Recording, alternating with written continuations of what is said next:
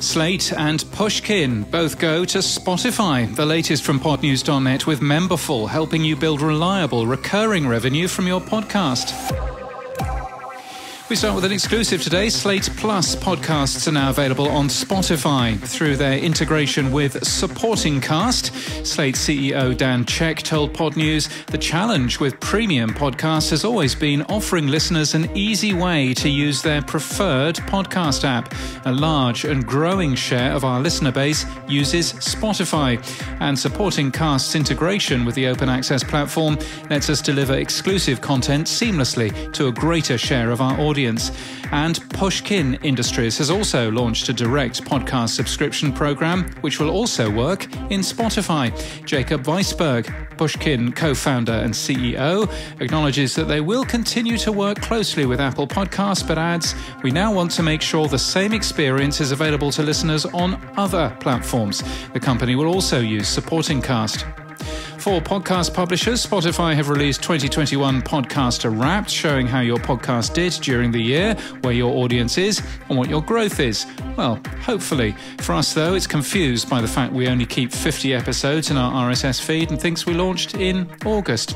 Spotify's also launched data for podcast and music listeners. For more details, see literally any social media network, which is awash with people trying to show how cool they are. Spotify's testing an episode sponsors section for podcasts in the app. TechCrunch suggests it's in early testing. We think so. We've spotted it. It appears to suggest that the Podland podcast is supported by, among others, Casper and Squarespace. It's not. John Ronson has apologised to audiences who are unable to hear his new BBC podcast. It'll be freely and easily available in the new year, he says, of Things Fell Apart, his new podcast. It's available at the moment on BBC Sounds in the UK only, though promoted on it across the world, and on Apple Podcasts as a paid subscription in the US only. Libsyn's AdvertiseCast reports that the average cost per thousand for a podcast ad dipped slightly in November to $23.25. It's still up 5.3% year on year, though. The team behind the British Podcast Awards have expanded to Ireland. The Irish Podcast Awards have been launched and will be judged by over 50 audio practitioners.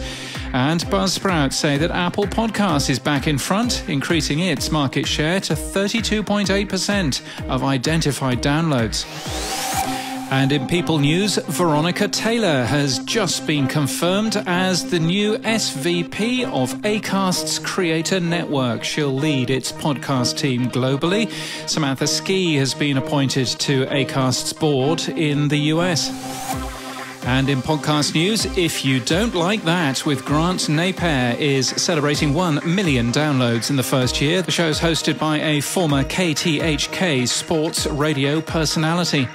And Before the Bar Opens is a podcast about people who make, use and love music. Emma Clark's latest episode interviews Chris Stevens. You've heard his work, even if you don't know his name, because he composed this. Yes, he composed the music on Pod News' podcast and the music in Podland News as well. Possibly slightly more famously, he also co-owns TM Studios, a jingle company in Dallas, responsible for stuff like this. Rochester's #1 hit music station, 106.9 KROC. Rochester. Oh, that's exciting, isn't it? This podcast is brought to you by Memberfold, who help you diversify your revenue stream with membership. It allows you to create sustainable, recurring revenue. Your brand is front and center. Memberfold just fades into the background like that jingle almost faded away. It's used by some of the most prominent organizations on the web too, and people can pay with Apple Pay. You can offer free trials. You can offer private podcasts and tons more. You can get started for free and no credit card is required. Build reliable, recurring revenue from your podcast with Memberfold. Find out more at memberfold.com. That's memberful.com. And that's the latest from our daily newsletter at podnews.net.